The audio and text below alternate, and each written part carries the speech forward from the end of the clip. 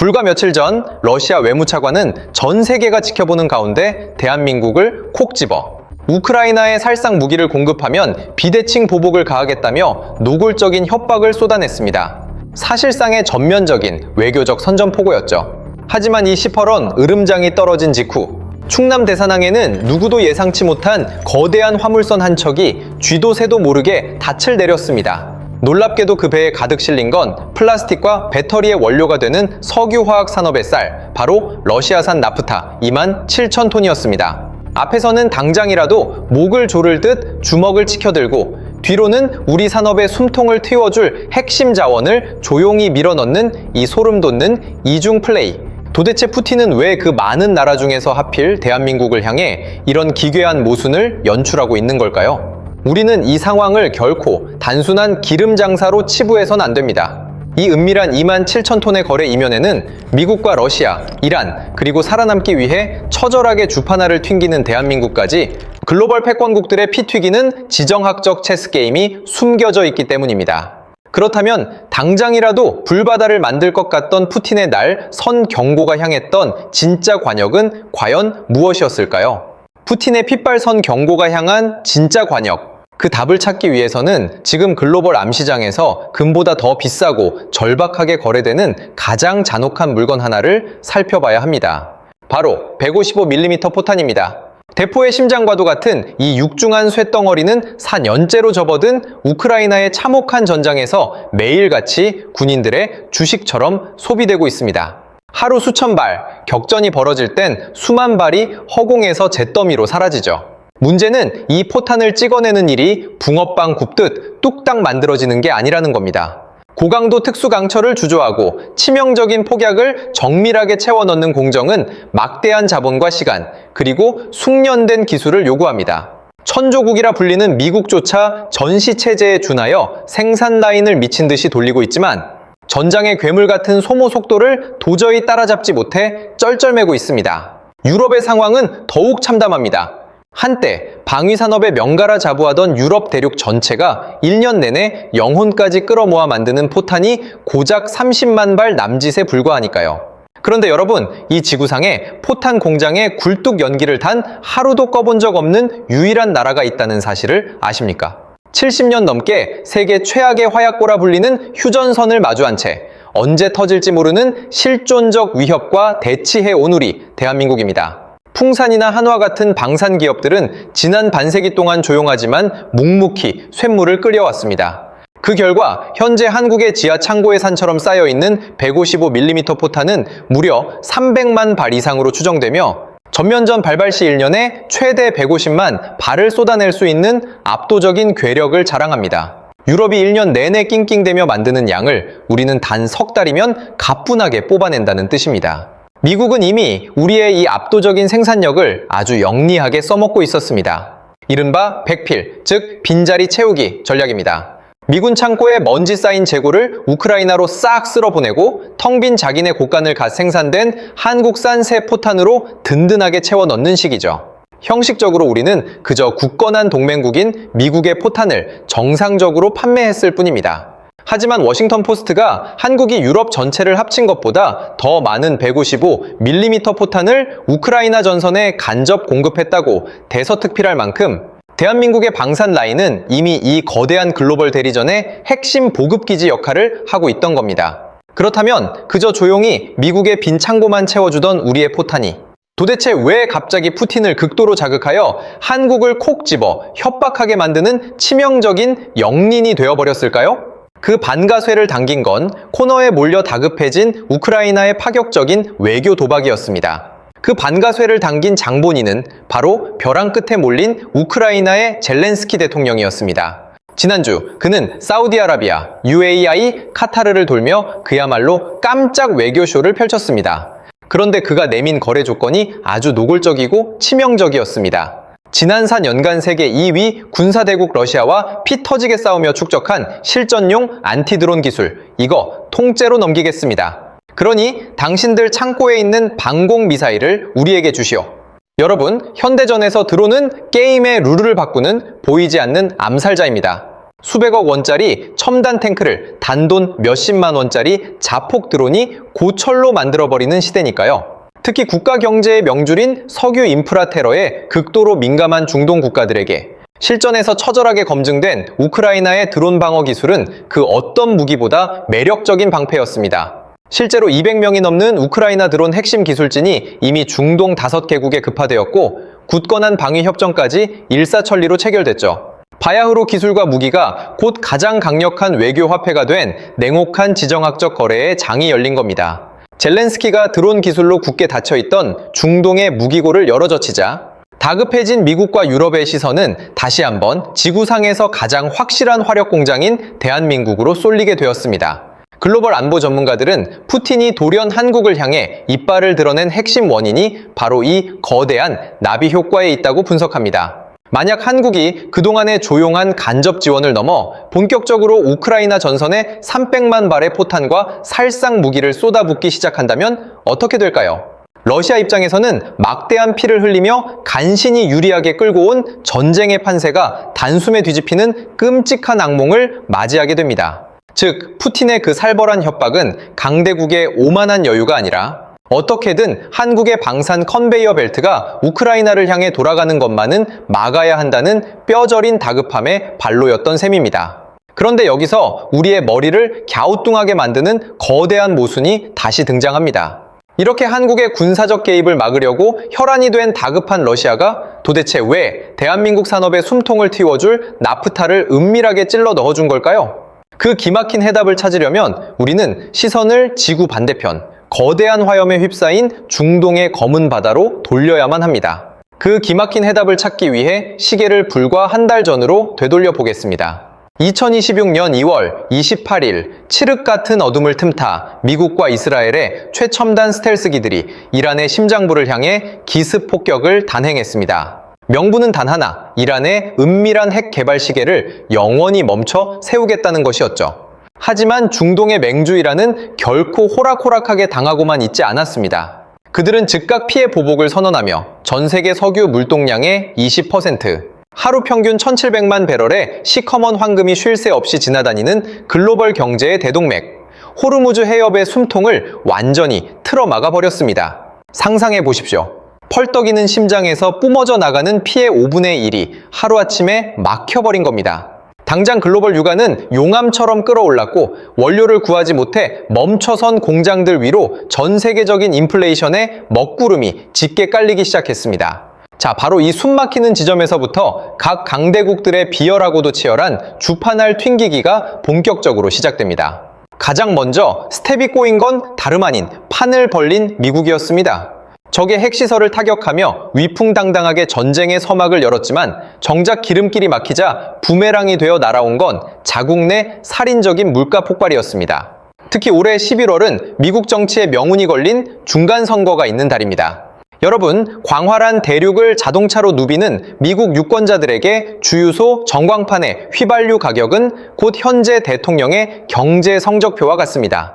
기름값이 갤런당 1센트 오를 때마다 여당의 지지율이 뚝뚝 떨어진다는 것은 워싱턴 정가의 불문율이죠. 지갑이 얇아져 분노한 민심이 투표장으로 향하는 순간 현직 대통령에게는 그야말로 정치적 사형 선고나 다름없습니다. 그래서 코너에 몰린 세계 최강국 미국이 내린 결단은 무엇이었을까요? 정말 믿기 힘들게도 그들은 자신들이 러시아의 목을 조르기 위해 겹겹이 쳐두었던 경제 제재라는 신성한 빗장을 스스로 풀어버렸습니다. 기약 한 달 동안만 러시아산 석유 제품을 사도 제재하지 않겠다. 세계 패권을 쥐고 흔드는 룰메이커가 자신의 정치적 재앙을 피하기 위해 자신이 만든 규칙에 스스로 커다란 구멍을 뚫어버리는 역사적인 총흙을 연출한 겁니다. 그렇다면 미국이 다급하게 뚫어놓은 이 거대한 구멍 사이로 해협을 쥐고 흔드는 이란과 제재의 늪에 빠져있던 러시아는 과연 어떤 괴물 같은 청구서를 들이밀기 시작했을까요? 미국이 다급하게 뚫어놓은 이 거대한 제재의 구멍 사이로 가장 먼저 살벌한 청구서를 들이민 건 다름 아닌 이란이었습니다. 현재 호르무즈 해협을 빠져나가지 못하고 옴짝달싹 못하는 거대한 화물선과 유조선이 무려 3200척에 달합니다. 글로벌 물류의 대동맥에 갇힌 이 거대한 해상 인질극 앞에서 이란은 배 한 척당 무려 30억 원이라는 기가 막힌 통행료를 요구하고 나섰습니다. 국제해양법상 이 해협은 어떤 배든 자유롭게 오갈 수 있는 통항권이 보장된 바닷길입니다. 즉, 이란의 요구는 국가의 탈을 쓴 명백한 해적질이자 불법입니다. 하지만 현실은 냉혹했습니다. 중재에 나선 사우디아라비아와 파키스탄 등 이슬람 4개국은 결국 이 굴욕적인 청구서에 지갑을 열기로 합의했습니다. 숭고한 원칙이나 국제법보다 당장 말라가는 자국 공장의 기름통을 채우는 게 훨씬 더 절박했기 때문이죠. 만약 이 3,200척이 모두 돈을 내고 풀려난다면 이란은 앉은 자리에서 단숨에 10조 원이라는 막대한 전쟁 자금을 거머쥐게 됩니다. 하지만 여러분, 이 피 튀기는 아수라장이 만들어낸 진짜 초대형 수혜자는 따로 있습니다. 바로 북극곰 러시아입니다. 사실 이번 중동 사태가 터지기 전까지만 해도 푸틴의 전쟁 금고는 텅텅 비어가고 있었습니다. 서방의 촘촘한 경제 제재에 짓눌려 러시아의 핵심 돈줄인 우랄산 원유는 배럴당 52달러라는 헐값에 덤핑되고 있었죠. 자, 국가 예산의 손익분기점인 59달러 밑으로 추락해버리니 러시아 경제는 그야말로 질식하기 직전이었습니다. 그런데 이란이 호르무즈를 틀어막자 마법 같은 일이 벌어졌습니다. 전 세계가 패닉에 빠져 대체 기름을 찾기 시작했고 시장의 외면을 받던 우랄산 원유 가격은 한 달 만에 90달러를 돌파하며 용암처럼 치솟았습니다. 파이낸셜 타임스의 뼈아픈 분석에 따르면 러시아는 이 중동의 불바다 덕분에 매일 2,200억 원의 뜻밖의 횡재를 누리고 있습니다. 한 달이면 6조 원, 우크라이나 전선을 거뜬히 불태우고도 남을 천문학적인 자금이 미국의 이란 폭격 덕분에 푸틴의 주머니로 쏟아져 들어가는 기막힌 역설이 탄생한 겁니다. 게다가 미국이 이란의 보복을 방어하느라 자국 내 무기 재고를 소진하면서 우크라이나로 가야 할 패트리어트 방공 미사일마저 중동으로 기술을 돌리고 있습니다. 적국인 미국이 스스로 제재를 풀고 적군의 무기 지원을 끊어주며 내다 버리던 기름값까지 천정부지로 올려주는 이 완벽한 시나리오. 푸틴 입장에서는 매일 아침 크렘린궁에서 샴페인을 터뜨려도 모자랄 판입니다. 자, 그렇다면 여기서 우리는 아주 합리적인 질문을 하나 던지게 됩니다. 미국이 제재도 풀어줬고 러시아 기름도 넘쳐난다면 우리도 그냥 싼 맛에 러시아산 원유를 콸콸 사와서 텅 빈 정유 공장을 돌리면 되는 것 아닐까? 많은 분들이 그렇게 생각하시겠지만 안타깝게도 현실의 산업 현장은 피도 눈물도 없는 화학적 장벽으로 굳건히 가로막혀 있습니다. 많은 분들이 이렇게 생각하실 겁니다. 미국이 제재의 빗장을 풀어줬고 러시아의 기름이 넘쳐난다면 당장 싼값에 러시아산 원유를 콸콸 사와서 텅 빈 우리 정유 공장을 돌리면 되는 것 아닐까? 하지만 현실의 산업 현장은 피도 눈물도 없는 화학적 장벽으로 굳건히 가로막혀 있습니다. 여러분, 석유라고 다 똑같이 시커먼 물이 아닙니다. 커피에 비유해볼까요? 중동에서 뿜어져 나오는 원유는 아주 끈적끈적하고 무거운 진한 에스프레소 원액, 이른바 중진류에 가깝습니다. 반면 러시아산 기름은 비교적 가볍고 찰랑거리는 아메리카노, 경진류의 성질을 띠죠. 치명적인 문제는 대한민국의 정유 공장들이 지난 반세기 동안 오직 이 중동의 끈적한 에스프레소를 완벽하게 정제하는 데 최적화되어 진화해 왔다는 사실입니다. 수조 원의 피땀을 쏟아부어 구축한 세계 최고 수준의 맞춤형 거대 설비들이죠. 여기에 갑자기 성질이 전혀 다른 러시아산 기름을 들이부으면 어떻게 될까요? 마치 최첨단 스포츠카에 경운기 연료를 넣는 것처럼 공장 효율이 곤두박질치고 품질 검증조차 어려워 막대한 비용이 추가로 발생하게 됩니다. 그래서 우리 정유업계는 러시아산 원유 도입이라는 달콤한 유혹 앞에서도 섣불리 지갑을 열지 못한 채 신중할 수밖에 없었던 겁니다. 그렇다면 그날 쥐도 새도 모르게 충남 대산항에 도착한 27,000톤의 정체는 도대체 무엇이었을까요? 바로 나프타입니다. 나프타는 원유를 끓여서 가장 먼저 뽑아내는 투명한 액체로 우리가 매일 쓰는 플라스틱 컵, 배달 용기, 전기차 배터리의 분리막, 그리고 아기 기저귀에 이르기까지 현대 문명을 지탱하는 석유화학 산업의 하얀 쌀입니다. 나프타가 없으면 거대한 화학 공장들은 그 즉시 심정지를 일으키고 멈춰섭니다. 여기서 원유와 나프타의 결정적 차이가 빛을 발합니다. 까다로운 맞춤형 공장을 거쳐야 하는 원유와 달리 이미 한 번 가공된 나프타는 원산지가 러시아든 중동이든 상관없이 프리패스로 곧바로 기계에 투입할 수 있는 완제품 성격의 재료라는 점입니다.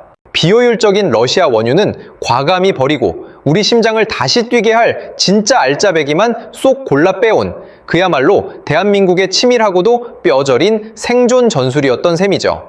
그런데 여러분, 도대체 왜 그렇게까지 나프타가 절박했을까요? 우리나라는 나프타 수요의 절반 가까이를 해외에서 사오는데 그 수입 물량의 무려 77%가 바로 지금 불바다가 된 중동 호르무즈 해협을 통과해서 들어옵니다. 글로벌 대동맥이 끊어지자 국내 화학업체들의 나프타 재고 탱크는 순식간에 바닥을 드러냈습니다. 원유는 국가안보 차원에서 2달치인 60일 분량이 넉넉히 비축되어 있었지만 나프타 재고는 고작 11일에서 15일치, 단 2주 분량밖에 남지 않은 벼랑 끝 상황이었습니다. 단 2주 뒤면 대한민국의 모든 플라스틱 공장에 불이 꺼지는 끔찍한 카운트다운이 시작되었던 것이죠. 그렇다면 이 피말리는 이 주의 타이머 속에서 평범해 보이던 우리의 일상에서는 과연 어떤 무서운 연쇄 붕괴 조짐이 나타나기 시작했을까요? 단 2주의 생존 타이머가 째깍거리는 동안 우리 일상은 조용하지만 무섭게 무너져 내리기 시작했습니다. 글로벌 시장에서 나프타 가격은 불과 열흘 만에 26%나 미친 듯이 폭등했죠. 여러분, 나프타 공급이 끊기면 단순히 거대한 공장의 톱니바퀴만 멈추는 게 아닙니다. 우리가 출근길에 무심코 받아드는 아이스 아메리카노의 플라스틱 컵, 퇴근 후 위안이 되는 배달 음식의 포장 용기, 갓난아이의 기저귀, 심지어 매일 밤 쓰레기를 버릴 때 쓰는 얇은 종량제 봉투까지 현대 문명을 지탱하는 보이지 않는 핏줄이 한순간에 괴사하는 겁니다. 실제로 2026년 3월의 대한민국은 아비규환의 축소판이었습니다. 전국 대형마트마다 종량제 봉투 사재기, 돌풍이 휩쓸고 지나갔고 동네 편의점 유리창에는 다른 물건을 구매하셔야 봉투 한 장을 팝니다. 라는 절박한 호소문이 나붙었습니다. 쓰레기 봉투 한 장을 구하기 위해 꼭두 새벽부터 낯선 동네를 순례하는 기막힌 현실. 그 이면에서 대구 성서산업단지를 비롯한 전국의 중소플라스틱 제조업체들은 이대로 두세 달이면 줄도산이라며 단발마의 비명을 지르고 있었습니다. 바로 이 벼랑 끝 숨이 먹기 직전의 타이밍에 LG화학이 확보한 러시아산 나프타이만 7,000톤이 짙은 해물을 뚫고 대산항에 극적으로 입항한 겁니다. 우리나라의 월 평균 나프타 사용량이 무려 400만 톤에 달하니 냉정하게 주파나를 튕겨보면 이는 고작 3에서 4일치 숨을 연명할 분량에 불과합니다. 하지만 이 며칠치의 링거액을 꽂기 위해 수면 아래에서는 그야말로 피말리는 금융전쟁이 벌어졌습니다. 가장 치명적인 지뢰는 바로 돈을 보내는 방법이었습니다. 국제 원자재 거래의 절대적인 룰은 달러 결제입니다. 하지만 미국의 서슬퍼런 제재를 받는 러시아의 달러 송금 버튼을 누르는 순간 그 자금은 전산상으로 반드시 미국 뉴욕의 심장부를 거치게 됩니다. 이는 우리 기업이 스스로 미국의 2차 제재라는 저승사자를 부르는 꼴이죠. 최악의 경우 세계 무대에서 뛰는 우리 대기업이 글로벌 금융 시스템에서 완전히 퇴출당해 하루아침에 공중분해될 수도 있는 무시무시한 독배였습니다. 당장 목이 타들어가지만 섣불리 마실 수 없는 이 독이 든 성배 앞에서 대한민국은 도대체 어떤 기상천외한 묘수로 미국의 촘촘한 감시망을 뚫어낸 걸까요? 이 캄캄한 미로 속에서 빛을 발한 건 대한민국 정부의 절박한 외교전이었습니다. 산업통상자원부가 워싱턴의 심장부, 미국 재무부를 직접 두드렸습니다. 달러가 아닌 다른 통화로 결제하면 2차 제재의 칼날을 피할 수 있겠는가? 룰 메이커인 미국의 답변은 뜻밖에도 명확했습니다. 루블화로 결제하라. 우리 은행 전산망만 거치지 않으면 눈 감아주겠다. 이 은밀한 묵인이 떨어지자마자 LG화학은 러시아 중개상과 신속하게 루블화 거래를 트고 피말리던 나프타를 대산항으로 끌고 온 겁니다. 그런데 여러분, 이 거대한 체스판에 진짜 소름 돋는 반전은 지금부터입니다. 앞서 러시아가 우크라이나에 무기를 주면 보복하겠다고 한국을 콕 집어 협박했다고 했죠. 놀랍게도 푸틴의 이 살벌한 으름장은 현재 미국을 향한 대한민국의 가장 완벽한 방패가 되고 있습니다. 나토를 앞세워 한국의 155mm 포탄을 당장 내놓으라는 미국의 거센 압박에 우리는 합리적으로 이렇게 답할 수 있게 된 겁니다. 보라, 러시아가 저렇게 길길이 날뛰고 군사동맹을 맺은 북한이 코앞에서 도발을 준비한다. 한반도 안보가 흔들리는데 우리가 어떻게 섣불리 무기를 보내겠는가? 겉으로는 강대국의 협박에 갇힌 척하면서 뒤로는 미국의 참전 압박을 유연하게 튕겨내고 동시에 막혀버린 산업의 혈관에 러시아산 나프타를 수혈하는 기막힌 줄타기. 이것은 동맹국에 대한 배신이 아닙니다. 미국과 합동 군사훈련을 하면서도 러시아 원유를 헐값에 사들여 폭리를 취하는 인도처럼 냉혹한 국제사회에서 강대국 사이에 끼인 나라가 살아남기 위한 처절한 생존 본능입니다. 하지만 이 아슬아슬한 평화는 시한부입니다. 미국이 임시로 허락한 제재 완화 기한은 당장 4월 11일까지이며 바로 어제 두바이 앞바다에선 원유 200만 배럴을 실은 초대형 유조선이 이란의 공격에 불탔습니다. 지금 아시아 전역은 그야말로 전시 상황입니다. 필리핀은 에너지 국가 비상사태를 선포했고 일본은 역대 최대 비축유를 풀었으며 베트남은 기름을 아끼려 재택근무를 지시했습니다. 만약 미국의 제재 완화가 연장되지 않고 중동의 빗장마저 풀리지 않는다면 나프타와 원유 부족으로 인한 밥상 물가 폭등과 수출 주력 공장들의 연쇄 셧다운이라는 진짜 재앙이 한국 경제에 멱살을 쥘 것입니다. 영원한 적도 영원한 아군도 없는 냉혹한 지정학적 전장. 모든 나라는 오직 자국의 이익만을 위해 이합집산하고 있습니다. 그렇다면 특정 지역에 국가 경제에 목줄을 내어준 대한민국은 과연 어떤 근본적인 체질 개선을 해야만 이 반복되는 인플레이션과 공급망 위기를 영구적으로 돌파할 수 있을까요? 정답이 없는 이 잔혹한 세계에서 여러분의 날카로운 통찰을 댓글로 남겨주시기 바랍니다. 오늘 분석이 글로벌 경제의 이면을 꿰뚫어 보는 데 도움이 되셨다면 구독과 좋아요, 알림 설정 부탁드립니다. 다음 영상에서는 겉으로는 동맹을 외치면서 뒤로는 치열한 환율 전쟁을 벌이고 있는 미국과 일본의 반도체 밀약에 대한 충격적인 진실을 파헤쳐 보겠습니다. 감사합니다.